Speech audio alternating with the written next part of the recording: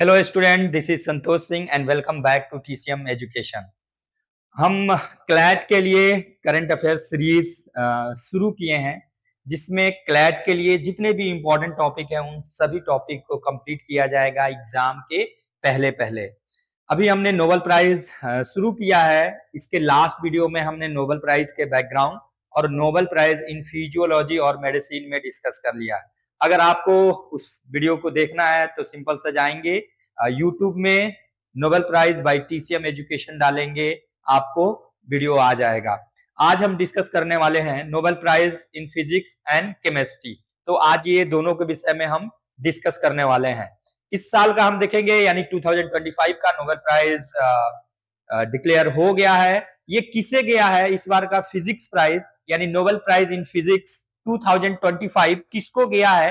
तो ये एक ट्रायो ग्रुप को गया है। ट्रायो मीन्स क्या? ये तीन साइंटिस्ट का ग्रुप है, उनको ये गया है। और ये तीनों साइंटिस्ट मिलके किए क्या है, तो इन्होंने एक डिवाइस बनाया है, जिस डिवाइस के थ्रू आप डिमॉन्स्ट्रेट कर सकते हैं क्वांटम टनलिंग को। तो हम अगर बोर्ड पे देखते हैं या न्यूज़पेपर को देखते हैं, तो इस बार का जो नोबेल फिजिक्स प्राइज है वो एक ट्रायो ग्रुप को मिली है। ट्रायो ग्रुप दैट मीन्स क्या कि ये तीन साइंटिस्ट का ग्रुप है, तीन टाइम साइंटिस्ट का ग्रुप है। और किस चीज को लेके मिला है, तो इन्होंने एक डिवाइस बनाया है, जिस डिवाइस से आप डिमॉन्स्ट्रेट कर सकते हैं क्वांटम टनलिंग को।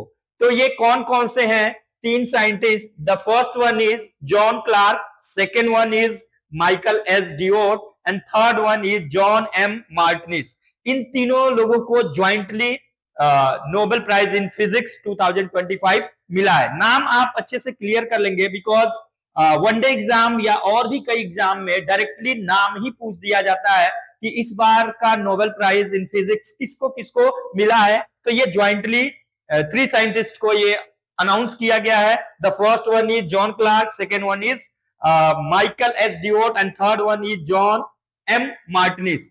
इन तीनों लोग को मिला है। किस चीज को लेके मिला है? तो इन्होंने एक डिवाइस बनाया है जिससे आप डिमॉन्स्ट्रेट कर सकते हैं किस चीज को? क्वांटम टनलिंग को डिमॉन्स्ट्रेट कर सकते हैं। तो क्वांटम टनलिंग जो था, इससे पहले हम माइक्रोस्कोपिक लेवल पे ऑब्जर्व कर सकते थे, लेकिन माइक्रोस्कोपिक लेवल पे नहीं कर सकते हैं। तो इस डिस्कवरी के बाद से क्वांटम टनलिंग को माइक्रोस्कोपिक लेवल पे हम ऑब्जर्व कर सकते हैं। तो क्वांटम वर्ड दिया है, तो इससे हमें प्रतीत हो रहा है क्या कि जो क्वांटम है वो फिजिक्स का पार्ट है। तो ये नोबेल प्राइज भी कौन सा है? फिजिक्स हम पढ़ रहे हैं। तो थोड़ा सा हम पढ़ेंगे कि क्वांटम या टनलिंग होता क्या है। तो पहले हम समझेंगे कि फिजिक्स के जो ब्रांचेज हैं, फिजिक्स के दो ब्रांचेज हम देख रहे हैं, एक क्लासिकल फिजिक्स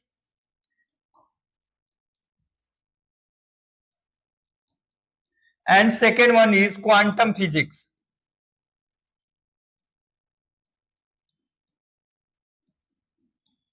ठीक है, अब यहां से हम समझने वाले हैं कि टनलिंग होता क्या है।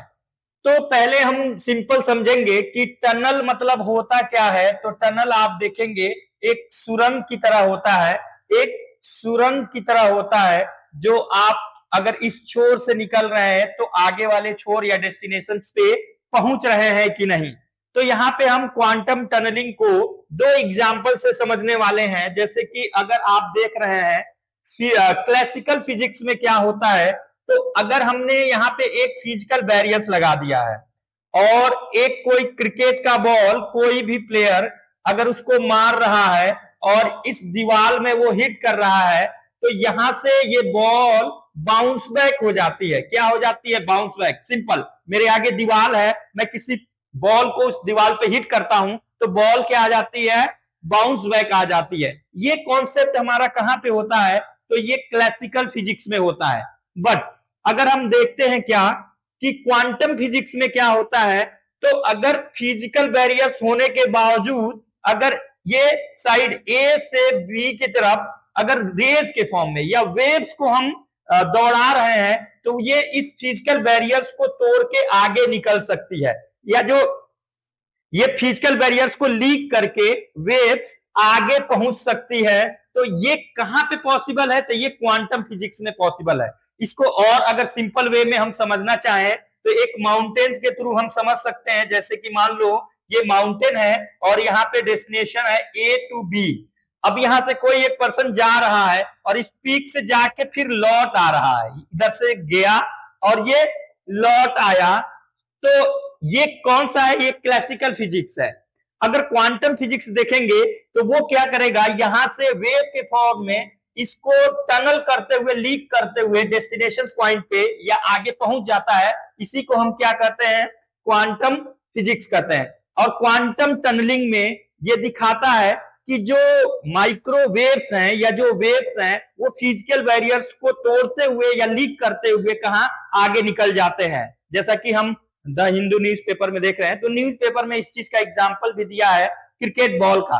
क्रिकेट बॉल में अगर कोई बॉलिंग प्लेयर कर रहा है तो क्रिकेट बॉल पिच पे एक टप्पा खाने के बाद कीपर के पास चली जाती है, ठीक है। तो ये क्लासिकल फिजिक्स हुआ क्या कि बॉल गई पिच पे, टप्पा खाई और वहां से बाउंस होके कीपर के पास चली गई या फिर बैट्समैन उसको मार दिया। लेकिन हम यहाँ पे देखेंगे क्वांटम टनलिंग में कि क्रिकेट बॉल टप्पा तो खाई, पिच पे पड़ी, लेकिन पिच से ही डिसअपियर होके आगे निकल गई। तो इसी को हम क्या कहते हैं? क्वांटम टनलिंग कहते हैं। और इस बार का जो नोबेल प्राइज इन फिजिक्स है वो किस चीज को लेके मिला है? क्वांटम टनलिंग को ऑब्जर्व करने के लिए एक डिवाइस बनाया गया है। तो आई होप आपको क्वांटम टनलिंग समझ में आया होगा। ये किसको किसको मिला है अगेन आप देख लेंगे। यहाँ पे ये 3 साइंटिस्ट हैं, उनको ये इस बार का नोबेल फिजिक्स प्राइज मिला है। कभी कभी आप देख लेंगे कि उनके यूनिवर्सिटी को भी पूछ देता है कि ये किस यूनिवर्सिटी से हैं। तो जॉन क्लार्क कहां से? यूनिवर्सिटी ऑफ कैलिफोर्निया बेर्कले में है। माइकल डिवोट ये येल यूनिवर्सिटी में है। और John Martinis university of California से ये बिलोंग करते हैं। तो हमने समझ लिया क्वांटम टनलिंग होता क्या है। अब हम यहाँ पे देखेंगे कि एग्जैक्टली वो किए क्या है, exactly what exactly they demonstrate. उन्होंने क्या किया? तो उन्होंने एक सर्किट बनाया। क्या? एक सर्किट बनाया है और उस सर्किट के थ्रू क्या करना है? इलेक्ट्रॉन को मूव कराना है। तो जैसे हम यहाँ पे देखेंगे, थोड़ा सा हम समझेंगे कि इनकी डिस्कवरी है क्या। तो इन्होंने 2 सुपर कंडक्टर लिया। हम समझेंगे कि इन्होंने 2 सुपर कंडक्टर लिया। ये क्या है आपका? सुपर कंडक्टर है। 2 सुपर कंडक्टर लिया और इस मान लो कि ये सुपर कंडक्टर ए है और ये बी है और इनके बीच में एक बैरियर लगा दिया, थीन इंसुलेटर का। क्या? एक थीन इंसुलेटर का बैरियर लगा दिया। यहां पे हम समझेंगे कि सुपर कंडक्टर होता क्या है। तो सुपर कंडक्टर क्या होता है? इसमें इलेक्ट्रॉन का फ्लो होता है या फिर इलेक्ट्रिसिटी का फ्लो होता है जीरो रेजिस्टेंस पे एट लो टेम्परेचर, यानी कम से कम टेम्परेचर में जीरो रेजिस्टेंस से इलेक्ट्रॉन या इलेक्ट्रिसिटी का फ्लो होना ही क्या कहलाता है? ये सुपर कंडक्टर में होता है। तो सुपर कंडक्टर में रेजिस्टेंस नहीं होता है। जैसे हम जानते हैं कंडक्टर होता है। कंडक्टर क्या होता है? तो कंडक्टर इसमें इलेक्ट्रॉन का फ्री फ्लो होता है बट इसमें रेजिस्टेंस होता है कंडक्टर में। जैसे कॉपर हो गया या फिर सिल्वर हो गया। सबसे अच्छा कंडक्टर कौन होता है? तो सिल्वर होता है। तो इसमें इलेक्ट्रिक या फिर ये लाइट फ्लो तो करती है लेकिन इसमें रेजिस्टेंस होता है। और एक सेमीकंडक्टर होता है, तो जैसे सिलिकॉन हो गया, तो उसमें कभी फ्लो भी करती है नहीं करती है। ये दोनों के बीच में होता है। इंसुलेटर और कंडक्टर के बीच का होता है आपका सेमीकंडक्टर। और हम देखेंगे सुपर कंडक्टर, ये सबसे अच्छा होता है। इसमें रेजिस्टेंस जीरो होती है और लो टेम्परेचर में ये काम करता है। तो एग्जैक्टली हम देखेंगे इनका वर्क क्या है। तो ये इन्होंने 2 सुपर कंडक्टर लिया और इसमें इलेक्ट्रॉन को फ्लो कराया। जब इलेक्ट्रॉन को फ्लो करा रहे हैं तो यहाँ पे एक फिजिकल बैरियर थीन इंसुलेटर का, यहाँ पे इंसुलेटर का ये फिजिकल बैरियर्स लगा दिया। तो जब इंसुलेटर है, इंसुलेटर लाइक वुड हो गया, प्लास्टिक हो गया, कागज हो गया, ये आपके क्या है? इंसुलेटर है जिसके थ्रू इलेक्ट्रॉन फ्लो नहीं करते हैं या करंट फ्लो नहीं करते हैं। तो यहाँ पे इस चीज को ऑब्जर्व किया गया है कि इस सुपर कंडक्टर के थ्रू इस इंसुलेटर को लीक करके इलेक्ट्रॉन का फ्लो हो रहा है। ठीक है, क्या हो रहा है कि इस इलेक्ट्रिक सर्किट में क्या हो रहा है कि ये जो थीन इंसुलेटर है इसमें सुपरकंडक्टर के थ्रू जो इलेक्ट्रॉन्स है वो लीक करके आगे जा रहा है। और इस स्टेज को इन्होंने क्या कहा, जोफेसन जॉनसन जंक्शन, क्या है, जोफेसन जॉनसन जंक्शन के नाम से जानते हैं। तो इनकी बेसिकली यही डिस्कवरी है इस बार का कि सुपरकंडक्टर्स के थ्रू हम क्या कर सकते हैं। ये पहले रियलिस्टिक वे में कोई नहीं देखा था, बट इस डिवाइस के थ्रू क्या कर सकते हैं, रियलिस्टिक वे में हम इस चीज को ऑब्जर्व कर सकते हैं कि कैसे इलेक्ट्रॉन का फ्लो हो रहा है इस इंसुलेटर को तोड़ते हुए। तो इस बार का हमने देख लिया कि ये कॉपर वायर्स, ये सारी चीजें हमने डिस्कस कर दिया है। सुपर कंडक्टर भी हमने बता दिया है। सुपर कंडक्टर होता क्या है, तो इसमें इलेक्ट्रॉन या इलेक्ट्रिसिटी का फ्लो होता है जीरो रेजिस्टेंस पे एट वेरी लो टेम्परेचर। अब यहाँ पे जो इंसुलेटर लगाया गया है, इस चीज का हम देख रहे हैं, तो जोसेफ्सन जंक्शन एक इंसुलेटर लगाया गया है और उसको लीक करके इलेक्ट्रॉन फ्लो हो रही है। यानी ये इस चीज को प्रूव कर दे रहा है कि इसको हम क्या कर सकते हैं, क्वांटम टनलिंग माइक्रोस्कोपिक लेवल पे भी हम इसे ऑब्जर्व कर सकते हैं। यानी इस बार का ये जो नोबेल का फिजिक्स प्राइज है इस पे दिया गया है। अब हम देखेंगे इसका इंपॉर्टेंस, देखेंगे कि आगे आने वाले समय में ये क्या क्या हो सकता है। तो हमारे क्वांटम टेक्निक्स को, या सुपर कंप्यूटर होता है, क्यूबिट्स होता है, इसको स्ट्रॉन्ग करने वाला है। और क्या कर सकता है, हम देखेंगे कि इसमें जो वेरिएंट है उन सारी चीजों को ऑब्जर्व किया जा सकता है। तो ये इस बार का नोबेल फिजिक्स प्राइज हमने कंप्लीट कर लिया है। नेक्स्ट अभी हम कंप्लीट करने वाले हैं नोबेल प्राइज इन केमिस्ट्री। तो अभी हमने Nobel prize in physics complete कर लिया है। अब बारी है Nobel prize in chemistry. Nobel prize in chemistry हम देखेंगे, ये भी ज्वाइंटली 3 लोगों को अवार्ड किया गया है। वो कौन कौन है, तो the first one is Omar M Yaghi, second Richard Robson and third Susumu Kitagawa. इन तीनों लोगों को केमिस्ट्री का नोबेल प्राइज ज्वाइंटली दिया गया है। किस चीज के डिस्कवरी के लिए दिया गया है, तो MOF के डिस्कवरी को लेके दिया गया है। किस चीज को लेके, MOF, that is metal organic framework. यानी इस बार का जो केमिस्ट्री का नोबेल प्राइज है वो किस चीज को लेके दिया गया है, तो किस चीज को लेके, इनका फील्ड ऑफ वर्क क्या है, यानी इनकी डिस्कवरी क्या है, MOF, that is metal organic framework. और इस डिस्कवरी को या इस इन्वेंशन को एक तरह से रिवोल्यूशनरी इन्वेंशन माना जा रहा है, क्योंकि ये आगे आने वाले समय चेंजेस लेके आने वाला है। तो आज हम शुरू कर रहे हैं नोबेल प्राइज इन केमिस्ट्री, जिसमें 3 लोगों का नाम आप देख लीजिएगा। कभी कभी ये वनडे एग्जाम में नाम डायरेक्टली आते हैं, ये किस यूनिवर्सिटी से हैं ये भी आता है। तो the first one is Omar यामागी, यूनिवर्सिटी ऑफ कैलिफोर्निया, यूएस से है। Second Richard Robson, university of Melbourne, Australia से हैं। और थर्ड सुसुमु किटागावा, जो क्योटो यूनिवर्सिटी यानी जापान से है। ये तीनों को मिला है। बट अगर हम ये देखेंगे कि जो ये आइडिया है MOF का, यानी फर्स्ट टाइम MOF का आइडिया किसके दिमाग में आया था, तो फर्स्ट टाइम इसका हम देखेंगे या real father of this invention Richard Robson को जाता है। किसको, रिचर्ड रॉबसन, जिन्होंने 1970 में ही इसका पता लगा लिया था। बाकी ये जो दोनों साइंटिस्ट हैं, ये दोनों इसमें कुछ नई चीजें, एडिशनल चीजों को ऐड किया है। अगर हम देखेंगे ओरिजिनली इसके फाउंडर कौन है, तो रिचर्ड रॉबसन है। अब यहां पे हम समझने वाले हैं कि MOF होता क्या है। MOF that is metal organic framework.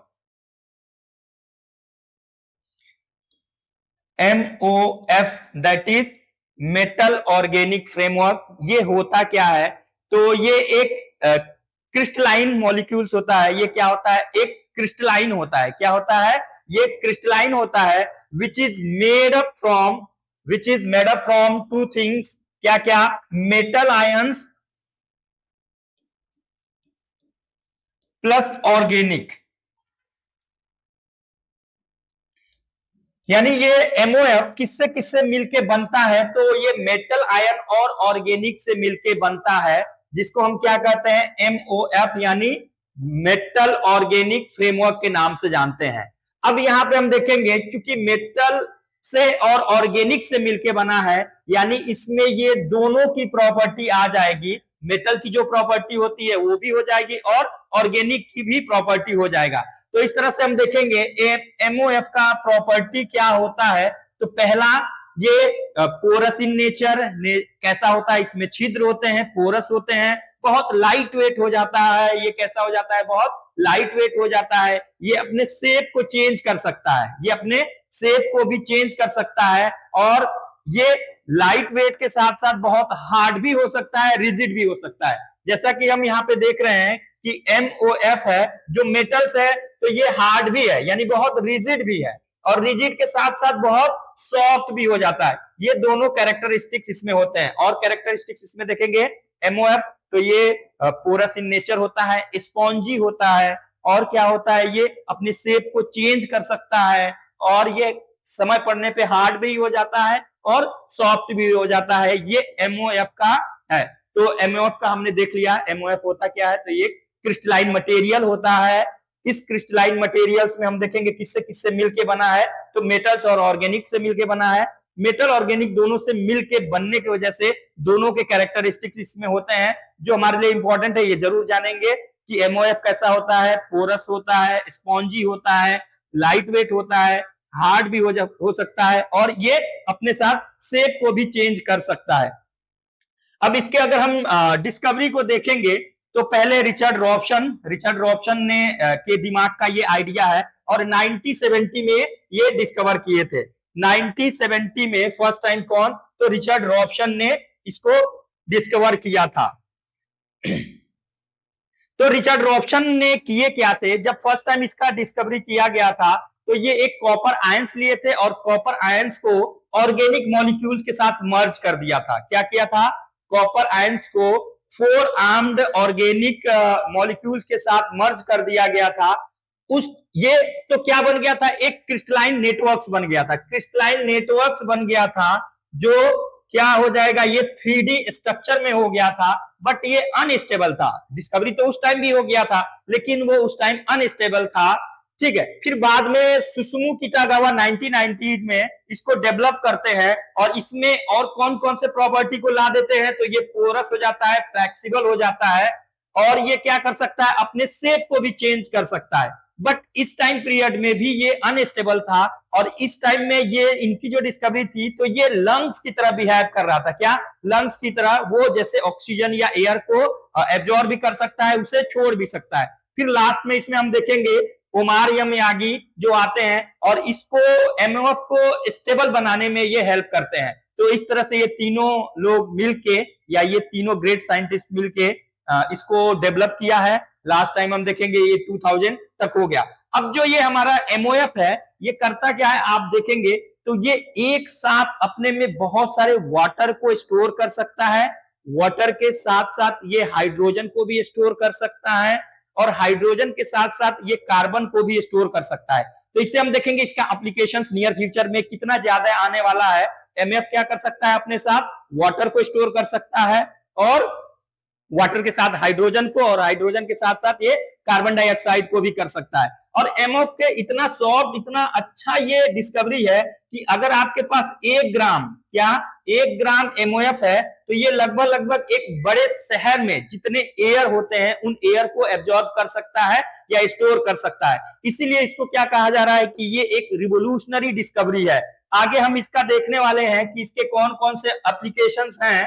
तो एप्लीकेशंस में हम देखेंगे कि पहला, ये इन्वायरमेंट को क्लीन कर सकता है। पहला ये क्या कर सकता है, इन्वायरमेंट को क्लीन करने में बहुत इंपॉर्टेंट साबित होने वाला है। कैसे, हम देखेंगे कि जो एयर है, एयर से ये क्या कर सकता है, कार्बन डाइऑक्साइड को एब्जॉर्ब कर सकता है, यानी जो पॉल्यूटेड एयर है उस पॉल्यूटेड एयर को फ्रेश एयर में कन्वर्ट कर सकता है। तो इन्वायरमेंट को क्लीन करने में ये हेल्पफुल है। दूसरा, extracting water from the deserts winds. हम देखेंगे जो डेजर्ट्स में जो विंड्स चलते हैं उसमें मॉइस्चर होते हैं, तो उस एयर से मॉइस्चर को भी वो क्या कर सकता है, एब्जॉर्ब कर सकता है। और क्या कर सकता है, ये पोल्यूशन को कंट्रोल कर सकता है। पोल्यूशन के साथ साथ एनर्जी, चूंकि इसमें हाइड्रोजन भी स्टोर कर सकता है, तो हाइड्रोजन से ये एनर्जी भी ये बना सकता है। उसके अलावा हेल्थ केयर में अगर हमारे अंदर बहुत सारे ड्रग्स हैं तो उन ड्रग्स को एब्जॉर्ब करने में भी ये हेल्प करता है। तो इस तरह से हम देख रहे हैं कि जो इस बार की जो chemistry, Nobel prize in chemistry है, वो बहुत ही इंपॉर्टेंट या बहुत ही रिवोल्यूशनरी डिस्कवरी है। इस तरह से आज का ये दोनों टॉपिक हम खत्म कर दिए हैं। आगे हम नेक्स्ट क्लास में मिलेंगे। Okay, bye bye.